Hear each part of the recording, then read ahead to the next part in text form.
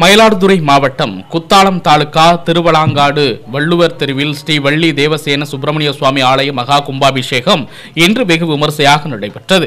இதனை முன்னிட்டு நேற்று காலை விக்னேஸ்வர பூஜை, கணபதி ஹோமம், நவகிரக ஹோமத்துடன் தொடங்கியது. அதனைத் தொடர்ந்து புனித நீர் அடங்கிய கடங்கள் வைத்து நேற்று முதல் கால யாகசால பூஜை நடைபெற்று கும்பாபிஷேக தினமான இன்று இரண்டாம் கால யாகசாலை பூஜை நிறைவுற்று பூர்ணாகுதி செய்யப்பட்டு மகா தீபாராதனை காண்பிக்கப்பட்டது.